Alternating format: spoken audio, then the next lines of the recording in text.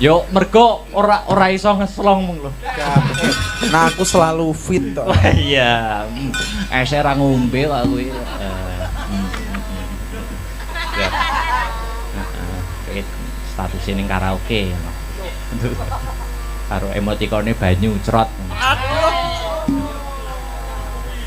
Ya, entekno. Kledang kae teko pranyata janjine datan citra gelang alit balot bisa saumpama aja lali kalih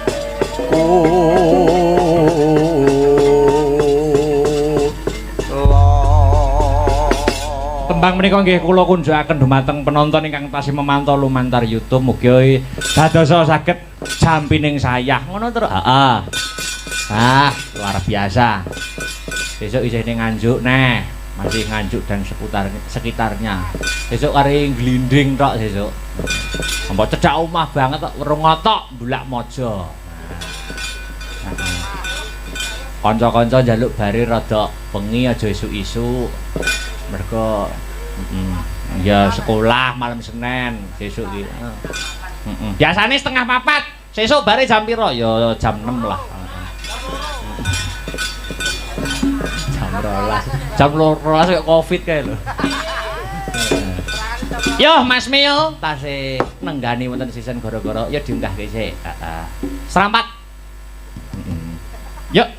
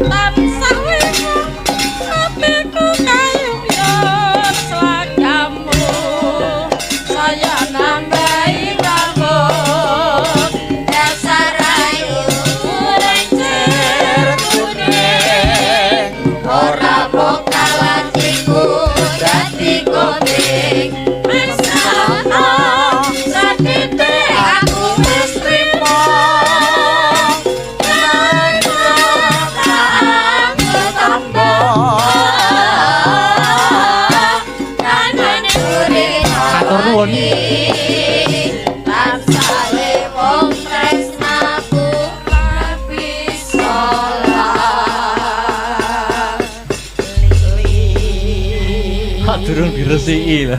Aja nganti diresiki ben ngene malah mening, guys. Oh iya. Wah jan yah menten kok serampat to Kang Petruk. Ora apa-apa. Oh nggih. Karepen gugah anu kok sing do. Piye masih semangat Mas Mio? Oh, tetep semangat. Oh nggih, sampun selalu. Sampun dahar. Wong alhamdulillah. Kula bungkus mengki. Waduh. Wo sayang istri sayang anak. Oh ngaten nggih. Nggih. Padine ning omah ora ngecopne mejijer. Biasane sampean kene iki nek melu wayangan ngaten iki nek nggih kalih garwane ta biasane ngaten kok. Nggih. Niki tak damel anu tasih ngendut, Mas. Lho, apa kuwi? Niki lho. Ngendut. Oh ngandut. Nggih ya lah niku lho. Nggih. Nggih, bobot putra kepinten? Alhamdulillah putra ketiga. Nggih, anakku bagus-bagus. Berarti sing siji 1 dan 2 cowok. Cowok semua. Insya Allah niki di SPG juga cowok lagi. USG. Kok SPG. Saya ora tau bener to aku. Enggak, ambek rupane kaya ngene bojoku ayu, anakku bagus. Oh tak kira batang. Boten. Tanggaku lho bagus-bagus. Lho. Sik balenono, gak penak. Lho maksude mestine kesawapan Oh. wahyune barokahe. Tangga kok nyawapi anake lho. Nyawapi Dongane. Iya. Aku duwe bojo ayu ki repot. Lho. Nek tak dekek omah ki engko disuluh tangga. Heeh. Jak tanggapan ke kerayaan yoga, makane tak ke omah tak kancing. Ui.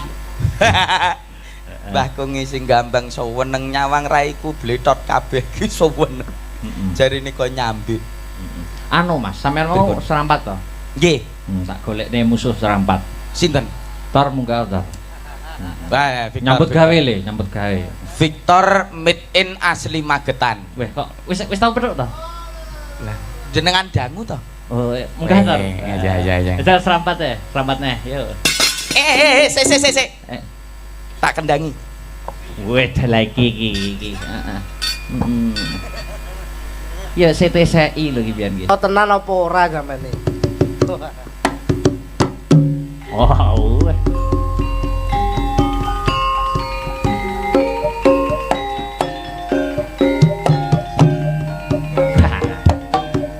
Iki anake Mas Mio iki. Senengane Mas Heru. Au.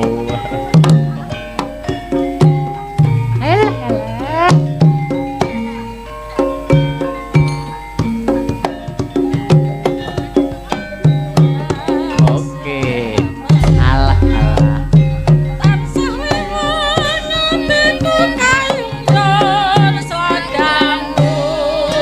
Saya nambahi bangun dasar ayu ora mokal hatiku dadi goting meskipun sedene aku wis trima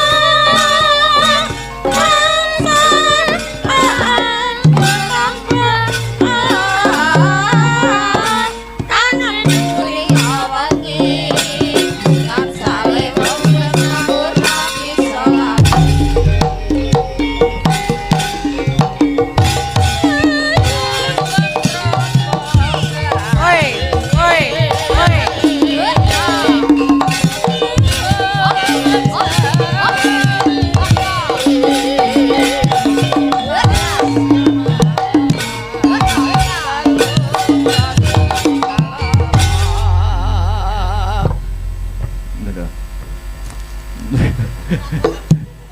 Biyen kelar lho tar aku tar.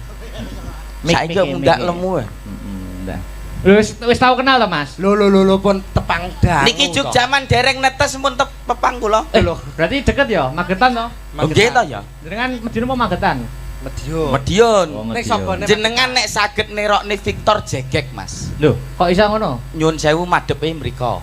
Kula. Nggih, nyun sewu lho niki. Nggih. Jenengan madhepe mriko sikile lurus. kira lurus. Nah, Heeh. lenggah sikile lurus langsung ngadeg. 1 2 3. Nah, ayo kowe.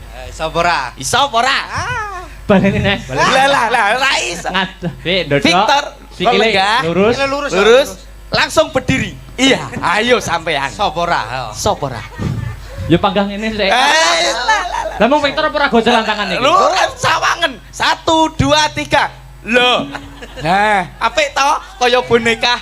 Ayo sampean. Delutun. Alah. Panggah gocelan ya. Wah, berarti kalah aku karo Oh, Victor. kalah.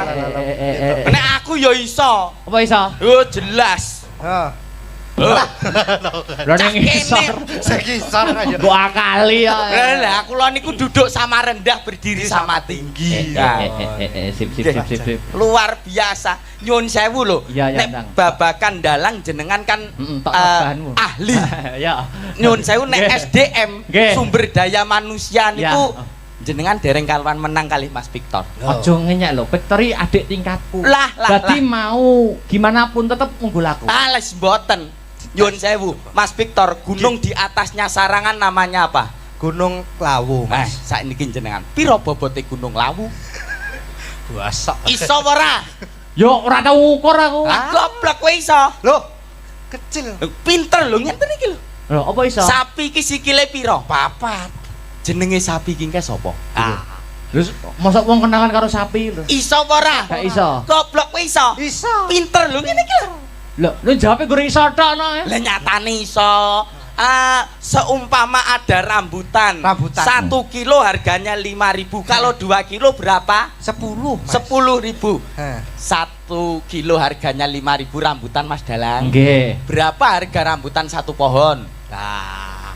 Ayo. Iso apa ora? Ora. Lah satu pohon iki pirang buah? Ayo. Iso apa ora? Ora iso. Goblok kowe iso. Iso. Pinter lho. Loh. Aku Raumu. medun aku. Lho.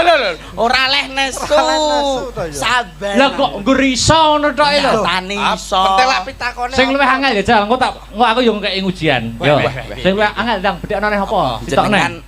Jenengan kan kula sawang dalam akhir-akhir ini iki. Aku ya ngono. Oh iya, iya. Dalam akhir-akhir iki kan rodok dekat dengan Oh iya. Terus nggih, dadi wong lanang niku kudune kan gemati kalih wong wedok. Nggih. Betul.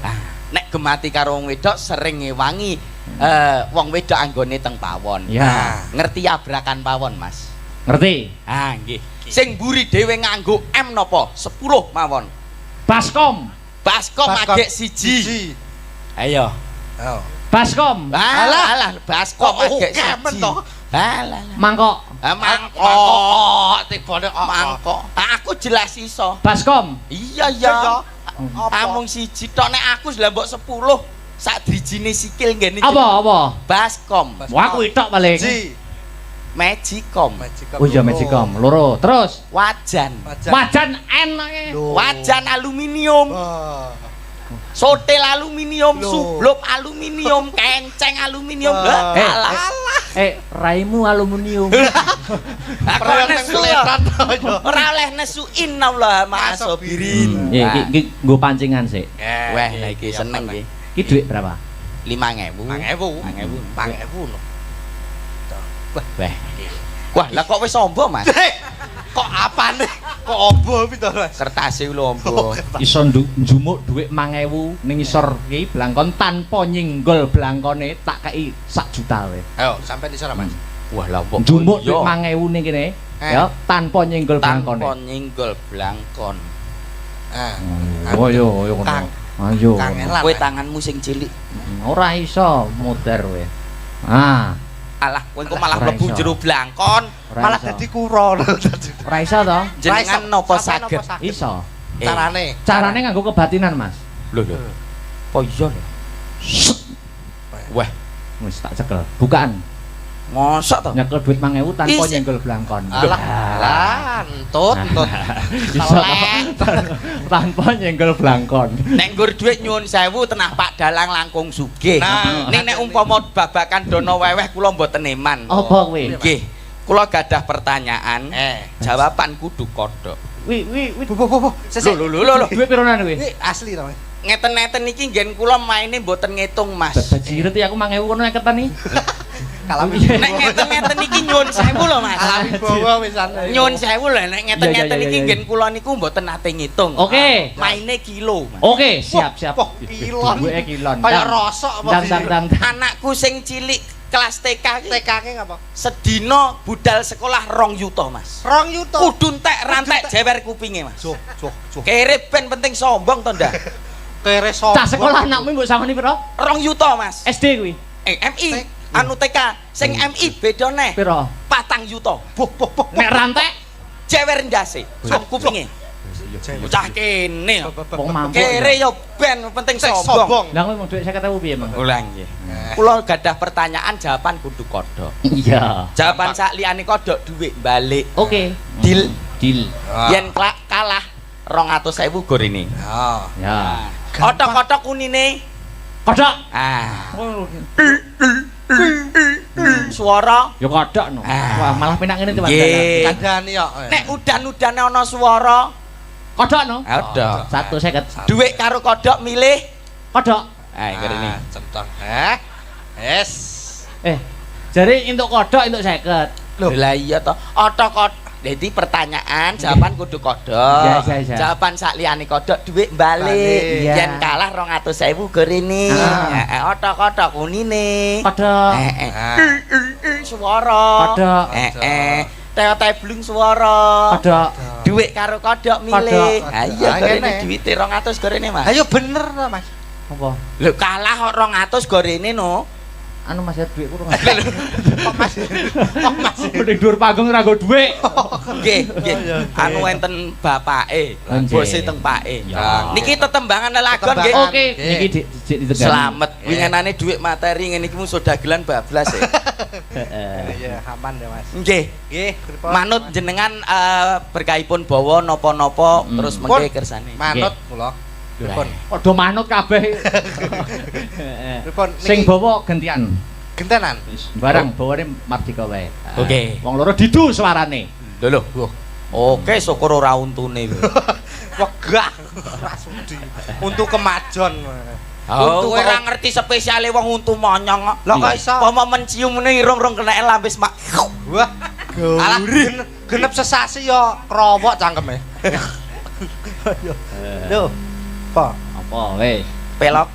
Manut. Ah, pelok. Iki Sak isone. gawe-gawe wong tuwek. Mboten napa-napa. Ngerti tuwek kok randang pangan codot. Pelem piye? Oh, pelem ya kayak. Pangan codot. Ayo. Pamintaku Ape. Elok jan. Elok. Nimasido hasih. Tok. Arasa. Ngetes kendang, Ngetes kendang. Wah, landandani kendang kok ning kene to, Mas. Mbok digawa ngisor ngono. Mbok kira palaran to? Nggih. Ben apik kok. Ayo Mas Victor. Oh, hasil. Aduh. Bocah iki bokonge ning ndi, Cak? Yo nang kene. Kegeden klambi ra ketok. Ya. Atut runtut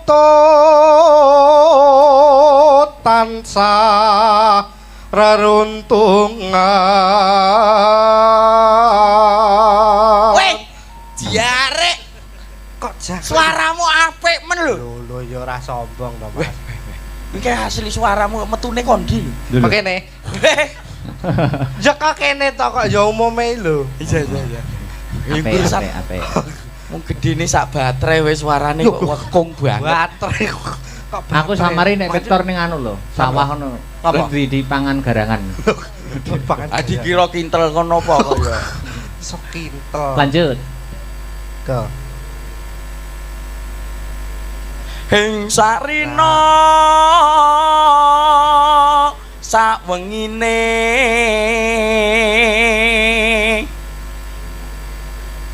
Datan kinggang sarambo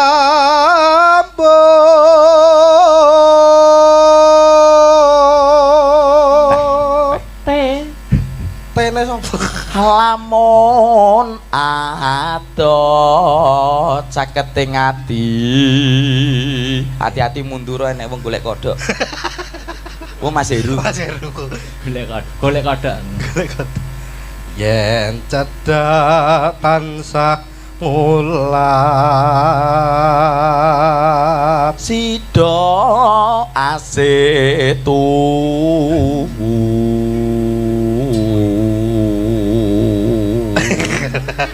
Mbok lambene iki biasa ngono lho. Kaya kloset. Ngece modele dhewe-dhewe lho Tor. Pindho mimilan mie ayam. Aduh yo. Mintuna. Mintuna. Hayo Nimas barengan tepi wajib. Sido asebe praya Nganti kaya manuk kena pulo. Cinta iku dikapak-kapake manut. Monggo dilanjut. Tresno iki aja nganti trucut. Zaman lagi susah, buat apa susah? Susah itu tiada gunanya. Zaman lagi lagi susah, buat apa susah? Susah itu tiada gunanya. Ingkang kepareng jumeneng sinten Kang Gareng? Nika Dik niken sik. Aduh dek aku sing kleru, aja dadi atimu turung-turung kowe wis nesu. Neng kali nggawa pancingan, wong lali ora kelingan, wong lali ora kelingan. Oh, kalau wes kok genuk saking penake kok ya. Macam gunu bal bekel. Dik niken. Dalam Mau milih wong loro iki milih ndi? ora milih kabeh. Api. Malah sip. Malah sip itu. Padha jembuke. Jembuk ya, Pak jembuk. Jembuk iki padha mine, Mas. Oh, yo ora Iya, kok iya. men. Nyatane keunggulane Mas Victor iki Mas Dalang ora iso lho. Apa? Oh, Lah ngadeg kuwi Ngadeg tanpa gocekan. yang piye mau piye? Boleh dik lho. 1 2 3. Lah. Kok enak ya? Ngono kaya apa jenenge waktu terbalik ngono kae lho. Iya. Weh, Kayak kucingnya Cina ning bakul kain lho. Ngene ra. Dia mempunyai kelebihan dan kekurangan. Betul. Kelebihan Apa? Gak enak. Kayak cintai dhewe lho. Sang. Dek niken. dalam Suasana pun sansaya enjing. Nggih. Wajan lho. Weh. Lah kok kaya coba maku, coba. Kayak piye, Mas? Wajan. Weh, Mbak Niken. Dawa. Wah, anu bar tumbas kirek nggih. Lah piye lah gandenge ngono mbok yo gandenge sing roman ngono ya. Iya njajal to gandeng roman ki. Ah coba. Anu ditemokke. Sampean kok kene sampean kok kono culno sik. Oh. Kodhok Iki ngorek. kono. Tuk kodhok ngorek, Mas. Suyat mojo punang pinanganten Ora ikhlas asana kuwi. Ralilo kita.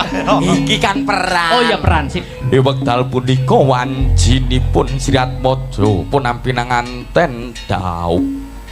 Atmojo. Niki wanjinipun balang-balangan. Weh, aja mencelat no ki kok. Woi. Keprukmu rodok cilik wae. Wah. Iki. Aja. Manten pengarep bacokan ngono. Mau gepeng. Wah, oh iya. Balang gantal. Balang gantal. Bae Mas. Kuwi panganan lho, Nduk. Ah. Ya ki panganan. Balang-balangan sampun wingko mbok lho gedene nggur sak Atos kuwi. sak menika wancinipun sungkeman. Ya.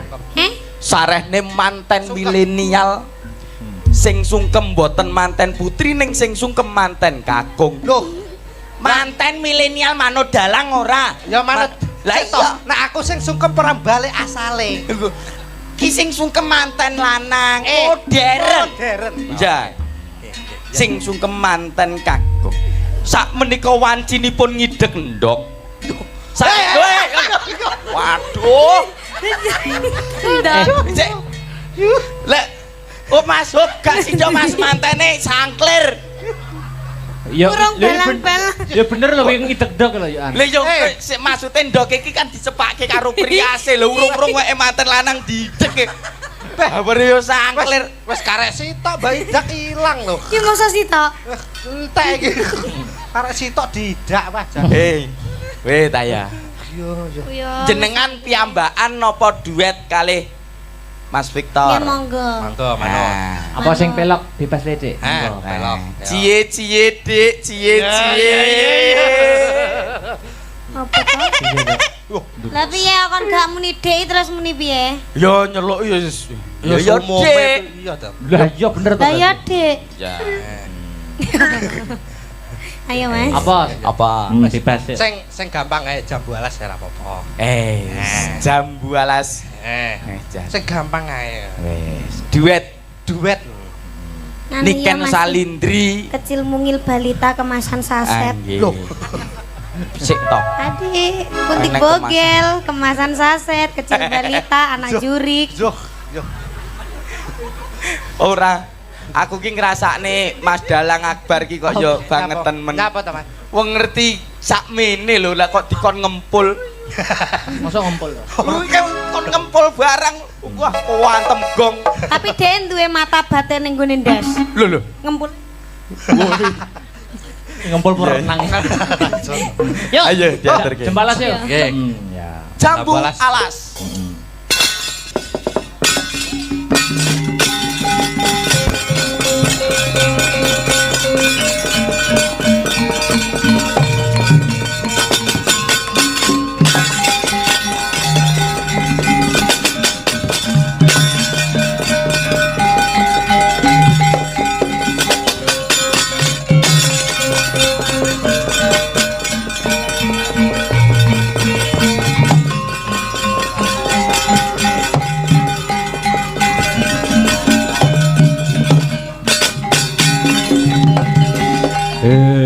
Angin amit milir Arom lumprang Banjaran Sari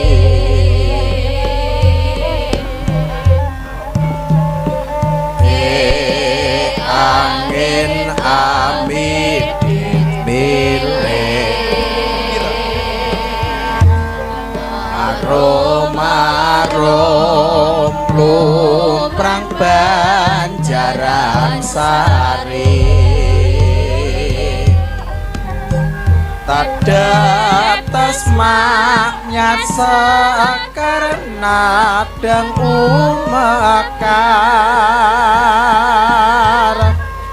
kaduk retno bremara ngisap sarine brengengen sikumbangiku antuk sejatine madu sirnane lungkrah lan lesu ibare alar ambabar laju iber-idere lumayan deng awang-awang nicoen pangrana angin kebak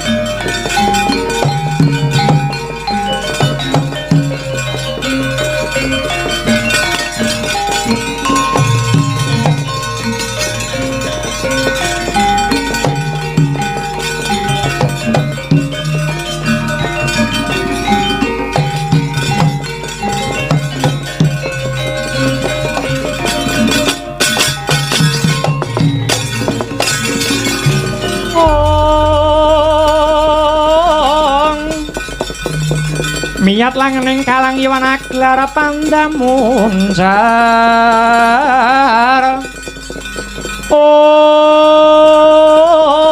tinon lir kekonang surem soroti tan padang kasor lan pajaring purnameng gegono dasari mongso katiga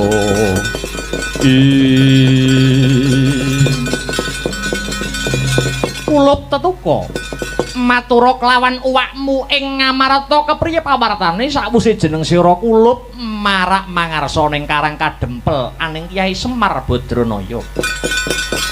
Sewu kalepatan nyun tadah wadana. Sedaya dawuh pangandika para pepundhen sampun kula aturaken dhateng Siwanayantaka. Gancanging cariyos Siwanayantaka nyuwun syarat sarana ingkang kedah dipun pinangkani. Nuwun inggih punika wujudipun Sekar Pudhak Tunjung Biru. Koko Prabu kados pundi pamrayoginipun Koko Prabu? Janaka kula wonten dawuh.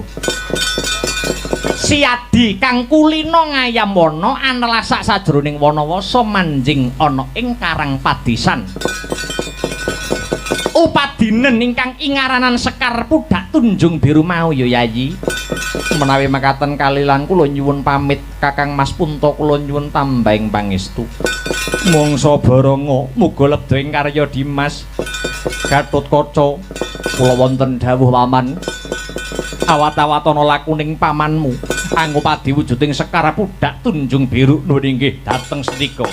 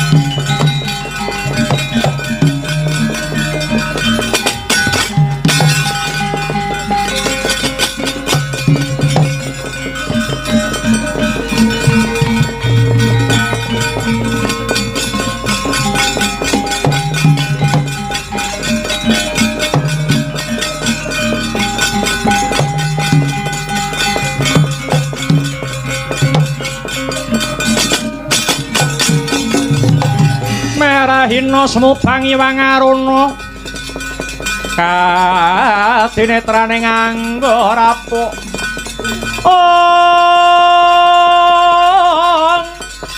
sabaning kukila ringkan negara saketer kini donganing kung lir wuwusing pinipanco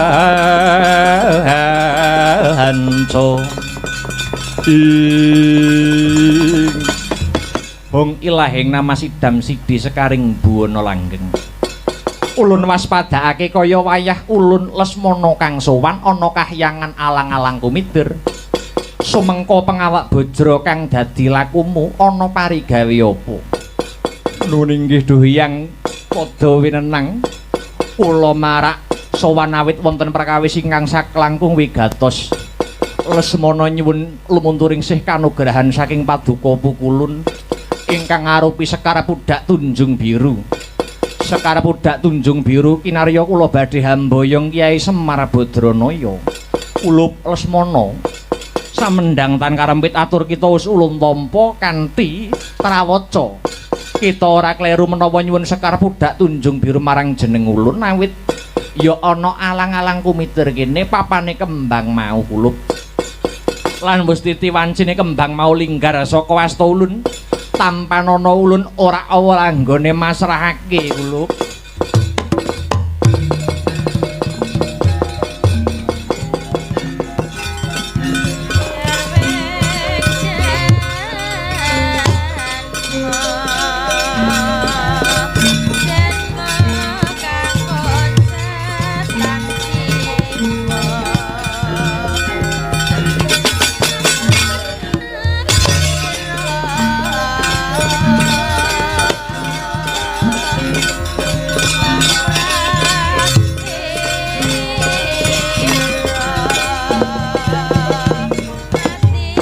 ngaturaken gunging panuwun pukulun. Iya, kula Lesmana tiba sepadha-padha. Sakwise sira sembada angregem kembang pudak tunjung biru, kita aja pegat ing pengati-ati Ngger Lesmana. Ngestakaken dawuh pukulun rening sampun kasembadan panyuwun kula.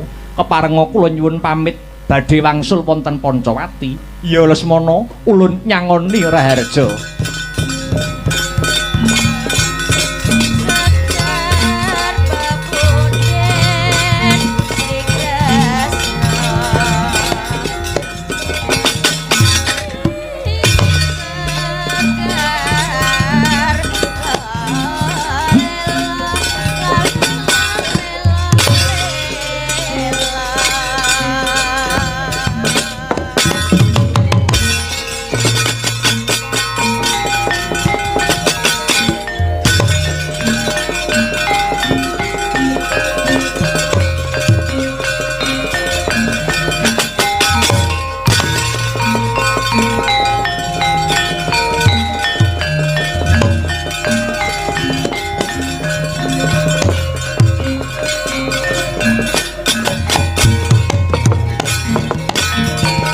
Dewa-dewa sudata marang suring prang ngudani arum-arum ngendan wing awiyat ing danan jaya lan tetuka kang sowan ana parigawe apa dene sira marak ana panjenengan ulun bukulun dosa menapa ingkang kula sandhang menawi kula nglairaken isining manah kawula jernyatanipun paduka hyang padha wenang sampun nyumurupi ancas kula ulup Janaka nadyan kita ora matur ulun wis mangerteni ulun paring dawuh mangkono maumung kanggo pambukaning kandha Harjuna kita sowan marang ulun bakal nyuwun tumedhaking Sekar Pudak Tunjung Biru minangka cihna mboyong marang Semar Badranaya nanging kawruhanana kulup Sekar Pudak Tunjung Biru wis ulun paringake marang Lesmana Widagda utusan saka Praja Pancawati. Waduh bukulun rumaos lingsem Janaka nyawang soroting Basanta menawi kula wangsul dereng mundi Sekar Pudak Tunjung Biru. Janaka hayu mupo rasamu kalamunta Sekar Pudak Tunjung Biru bisa uwal saka astaning Lesmana ndak kira ora kurang jalaran nyuwun pangestu lewata tepining lepen tempuran kang bening banyune supaya kasembadan sediamu he Janaka. Gumaling si cinceng kuling jakune turuk rame amalungi mertandane mancine wos gagah tenjang tentang panjerina mencorong lir mangajab ing projen ayo tumandang makarya gumaling si cinceng kuling jakune turuk rame amalungi mertandane wancine wos gagah tenjang lintang panjerina mencorong lir mangajab ing projen ayo tumandang makarya.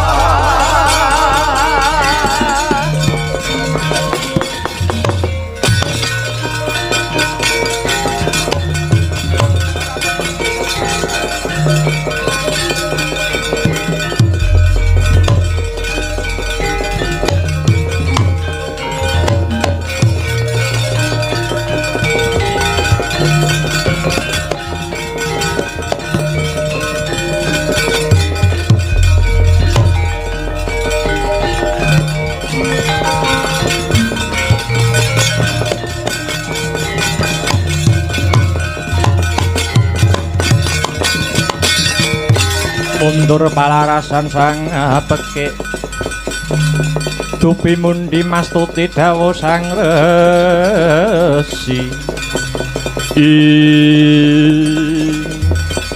apa bener jeneng sira kang jeneng Lesmana Widagda pancen bener kowe sapa panengah Pandhawa Satya Madukara saka negara Ngamarta Raden Janaka ya Harjuna kang dadi kekasihku Sumedya laku ngendhek marang lakuku.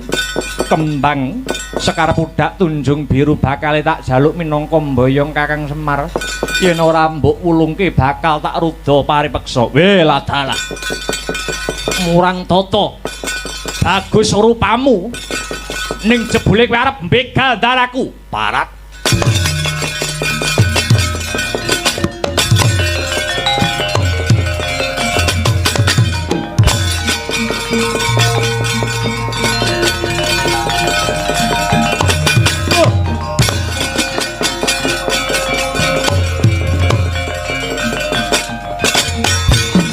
Wah, iki musuh lawas.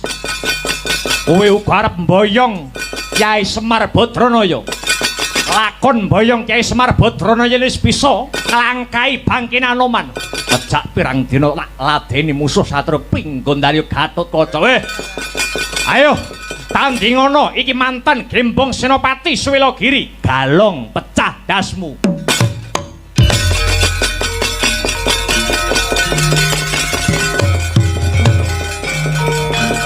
Wah. Hai. Ha. Ha. Oh. Hai. Wah.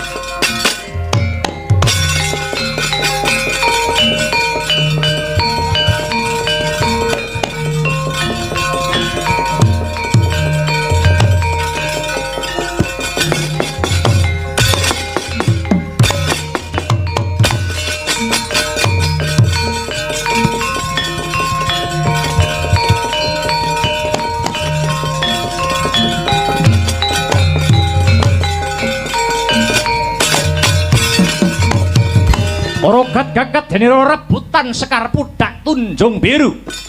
Nalika semono kodrating jagat gaweaning para dewa. Sekar binelah dados kalih ingkang dinasta Raden Janaka Sekar Pudak Tunjung Biru. Kang diasta dening Raden Lesmana amung wujud cangkokipun kang winastan Cangkok Wijaya Mulya.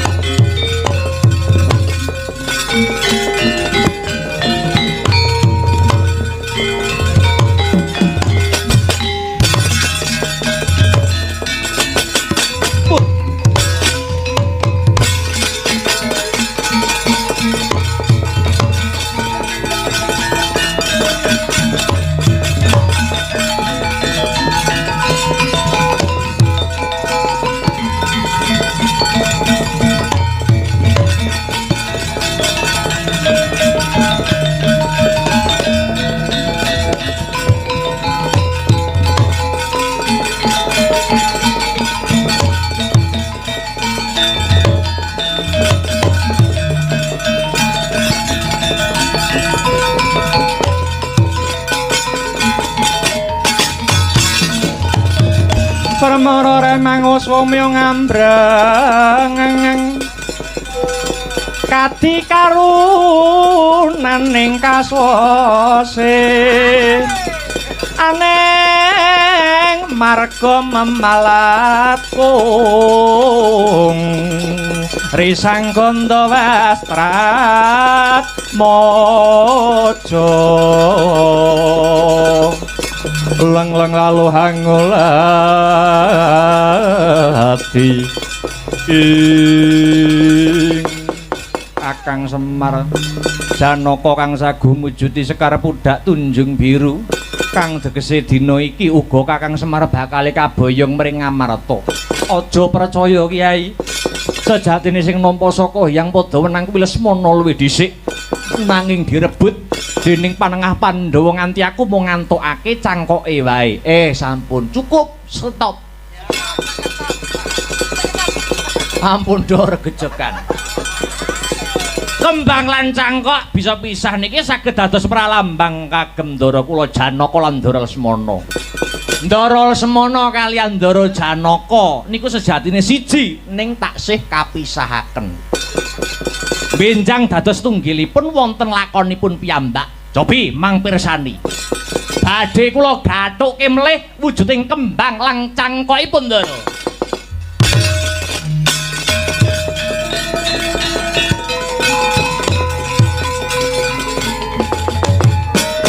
Yo kagathokaken wujuding Sekar Pudak Tunjung Biru Dalasan Cangkok Wijaya Mulya. Badar sejatine wujud wenteh garwanira Kiai Semar Badranaya nenggih Bathari Kanastren.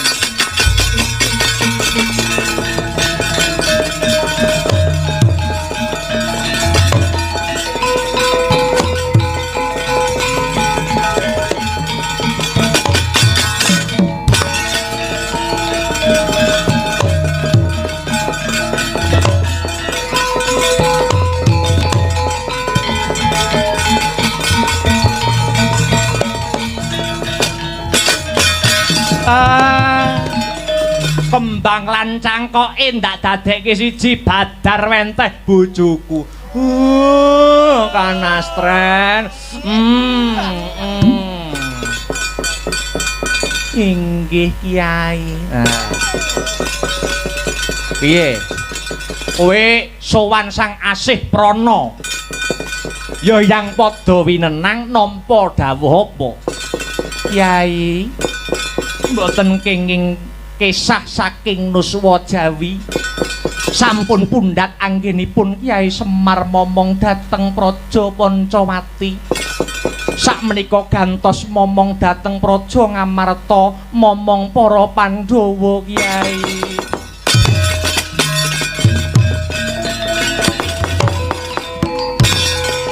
Monggo Ndara. Tumuju wonten Praja Ngamarta, kodratipun kula momong dhateng para Pandhawa, Gus.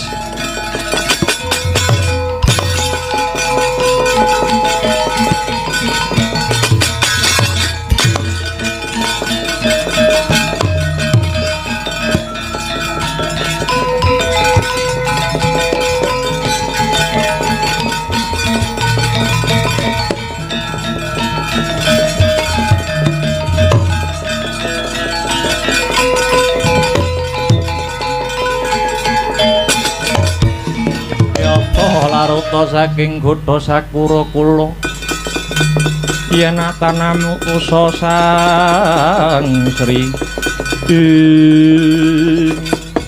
Kepiye pawartane Dimas Koko Prabu? Ngaturi ketiwasan kula sampun nampi wujudipun Sekar Pudak Tunjung Biru ananging dipun rebat kalian panengah Pandhawa kekasih Raden Janaka. Satemah kula namung angsal cangkokipun kembang lan cangkok dipun gathukaken kalian Kyai Semar wenteh Bathari Kanastren. Bathari Kanastren paring dawuh menawi Kyai Semar kinen mapan wonten ing Nuswa Jawi amomong dhateng para Pandhawa. Nanging kala wau wonten pangandikanipun Kyai Semar ingkang ganjel sajroning raos kula Koko Prabu. Lho, Kyai Semar ngendika apa? Kembang lan cangkok ingkang pisah awit kinarya rebutan ing antaraning kula kalian Raden Janaka punika mratelakaken mbok menawi kula kalian Raden Janaka menika sejatosipun amung sajuga. Ibarat kembang lan cangkokipun kula wau Koko Prabu. Ya jagat ya Dewa Bathara. Syukur bagi jumurung. Lho, liripun kados pundi Koko Prabu paring dawuh ingkang mekaten? Lesmana Sira lan Janaka kuwi mung katone loro nanging sayektine manunggal dadi siji. Ya Raden Janaka mau kang besuke bakal dadi dalan kasuwarganmu Lesmana. Mula ora muspra anggone Siadi jumujuk nganti tekan Nuswa Jawa. Sayekti iki dadi dalan nitik marang kasuwarganipun Kakang lan Siadi. Koko Prabu, menawi kasuwargan kula dhateng Raden Janaka, lajeng Koko Prabu benjang badhe manitis dhateng pundi? Lesmana, manut wangsit kang dak tampa pun Kakang bakal manitis marang Ratu Ndwarawati jejuluk Prabu Sri Bathara Kresna kang jampangi para Pandhawa rina sawengine. Benjang menapa kula lan Koko Prabu manitis dumateng Ratu Ndwarawati dalasan panengah Pandhawa pun Janaka. Besok ana lakone dhewe. Wis ayo luwih dhisik enggal bali ana ing Pancamati Lesmana.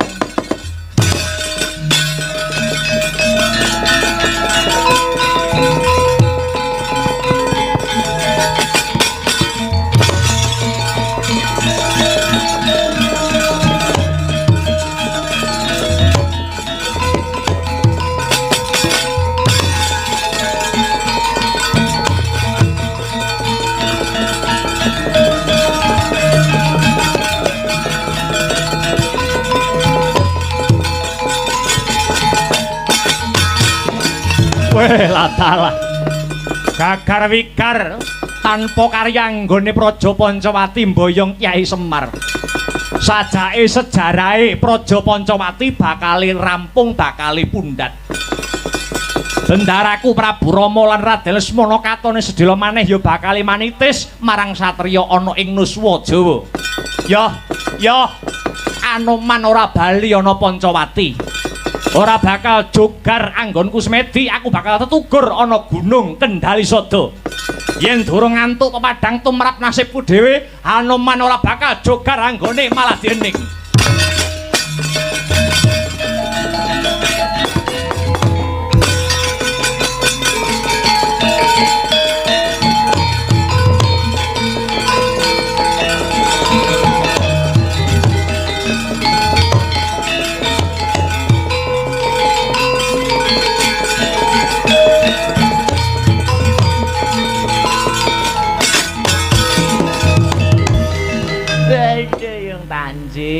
Tanjir Druhun Simonon tenan negara Ngamarta Pandhawa sing semboyong Kyai Semar Badranaya. Kurawa ayo barisan witing kelapa dibuka, barisan witing kelapa ngebyuk para Pandhawa pateni.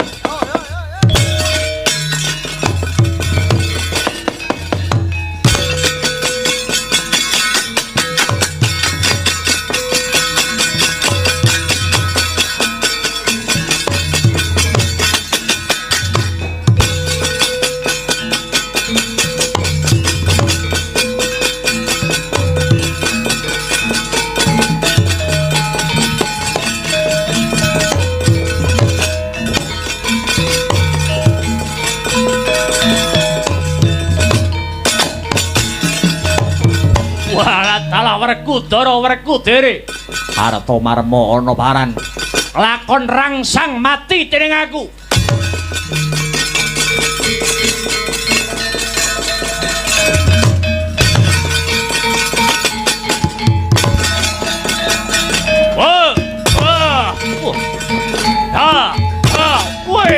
Mati aku.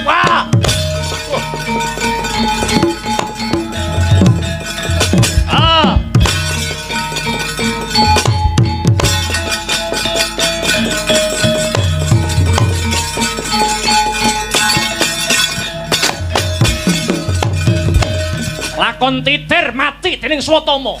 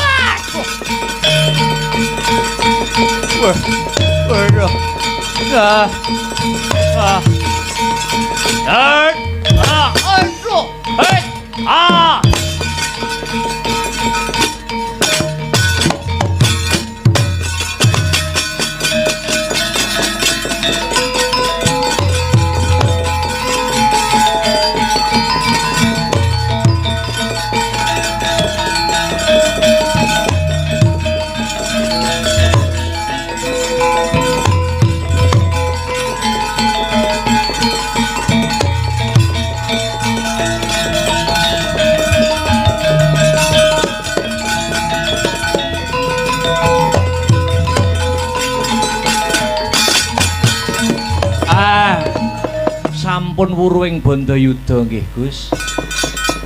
Ingkang baku sing ruwet pun udar, sing peteng pun padang. Semar ingkang kasembadan boyong dhateng Ngamarta maratandhai nilap panas mara bumi. Utawi wahyu pamong niku sampun paripurna. Iya Kyai Semar aku melu nyekseni. Sing becik dadya patuladan ingkang ala kagilesa anut lakuning jaman.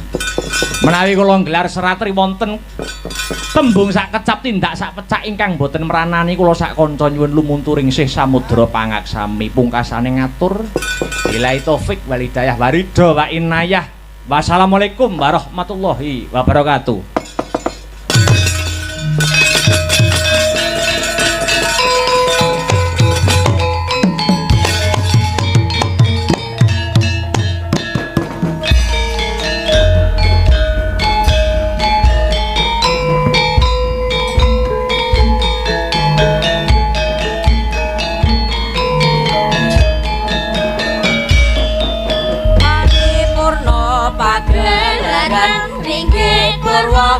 nyarita pepunden luhur lan ala muga bisa dadi pepadang